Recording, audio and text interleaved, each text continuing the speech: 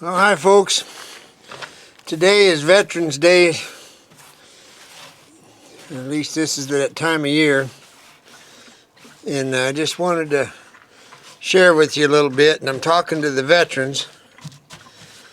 And I know a lot of you were in the Marine Corps, which I was in the Army, but a lot of you went through Camp Pendleton. And there's a lot of history there, and you know I love history. But anyway, what I wanted to tell you is that the way the world is right now, there's a lot of war. Okay, we know that. And we don't like war. Okay, veterans went because they went, but they don't like it. So it's real hard on you when you see on the news about a war. And seems like it's always been either oil or religion that wars are fought over. But anyway, my point is that just you folks that have veterans in your family or no veterans, just understand that these days it's awful hard on a human to hear about civilians dying and stuff. And if they walk out of the room when the news is on or don't want to hear it, don't crowd them. Just don't listen to the news.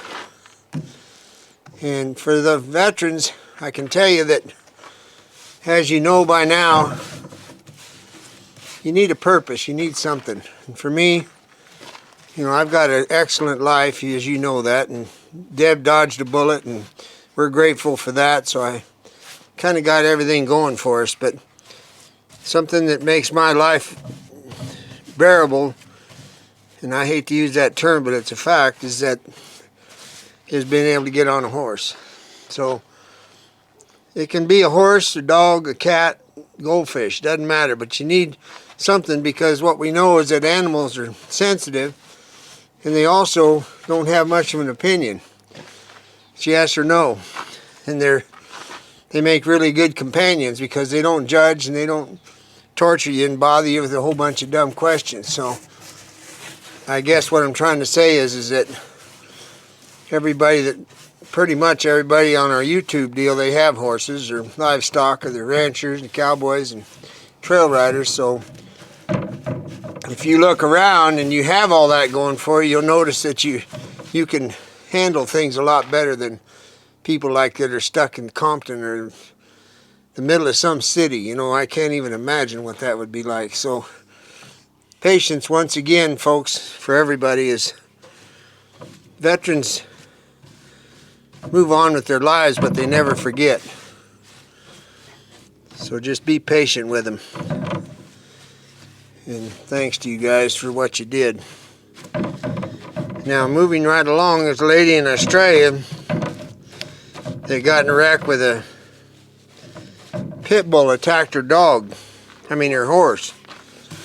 And got, as in, to the vet sutures type attack. So that horse that got attacked now is very vigilant and it's very reactive. Well, a prey animal, which is a horse, was attacked by a predator, which is a dog.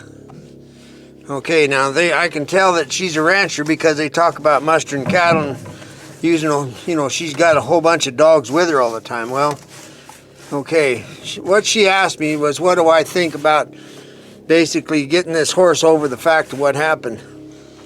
In my opinion, it's not going to happen. You're not going to get over it. And you mentioned something about generational, meaning you've had this bloodline for quite a while, and you're obviously pretty proud of it. So what I believe will happen is that you can work with the horse all the different things people tell you, but when it comes down to it, and when you may least expect it, that horse is going to react. So if it was my horse and I loved that bloodline and was emotionally attached, I'd kick it out with the old mare and just drive by and look at him. I wouldn't ride it ever again myself. It isn't worth it. You got plenty of good horses. It's too dangerous. And let the horse be by another horse, so they're back in the herd mentality, and it'll never quit looking, but it'll at least calm down.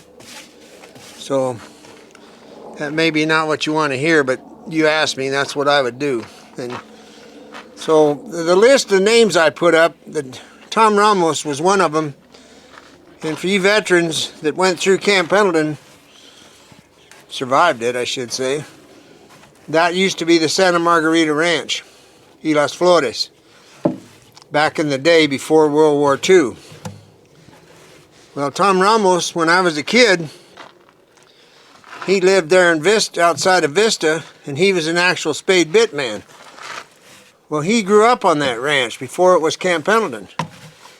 And I think his father was the caporal, in charge of the horses.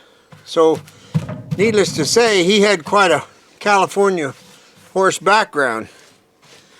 But he was a very humble man, very quiet. And his wife, Patricia, was one of the coolest women I ever met in my life. She'd tell you, I came from back east, I fell in love with this cowboy, and that was it. And so they were quite a couple.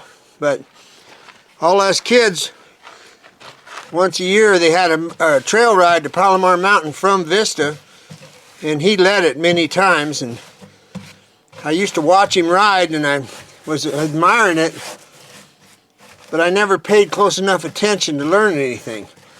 Imagine that, I was a teenager. But I also never forgot it. So down the road, I've told you this before, but down the road is when I started thinking back about Tom and what he could do with a horse. And he's the one that told me he'd hang him in the chicken house to get him gentle. And I says, well, why the chicken house? He said, because the chickens would be walking around between the horse's feet and flying up their wings, and the horse would get gentle. I said, well, what about the chickens?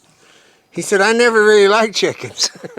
So that was his answer to me about how Patricia felt about that. So you can just decide what you want to do, how bad you like eggs. And anyway, I always stuck with me. But he shod horses, and he judged our little deals where we get together, and he was just a really class guy. So he was one of the people that I tried to emulate when I'm making a bridle horse. So that was when I was probably 14. Did he have Arabians? He had an Arabian. He liked Arabians, and so his bridle horses, which is a common back then, were stouter horses, Polish Arab looking, and that's what he made into a bridle horse. So I think that was pretty commendable of him. Anyway, that's the story on Tom Ramos. So there you go. And one other thing I remember you saying, just to expound a little bit, was he would take all you kids up to Palomar Mountain, which meant he had to keep you all alive and together. Yeah, that's true. We had, adults with us, but he was one of them. That was quite an undertaking. I'd hate to do it. You can't do it now, you get run over, but anybody that's ever been around the country down there, if you ride a horse from Vista to Palomar Mountain, it takes you 3 days to get there. And we hung out on top of the mountain for a day or two, and then we rode back a different way. It was called the Mission Trail coming back. And the Mission Trail meant, back in the days of the Pala mission, which was a satellite mission, they'd go up on Palomar Mountain and cut trees down because there wasn't big timber down in the valley at Pala, and they would drag them off the mountain down the Mission Trail. Because, the Padres had their slaves, which were what they called neophytes, which Christians, whatever you want to say, but they used them as the labor force. And they drug them logs off of that mountain. There's a long ways down there, so that must have got a little western coming off of there. Maybe some native around Pala heard some stories about it and could elaborate, but riding down that mountain, I thought, boy, them guys were tough. So anyway, yeah, it was a fun place to be as a kid, and Tom was dang sure a hero. So he was definitely somebody that affected my life making bridle horses. So there you go. Take care.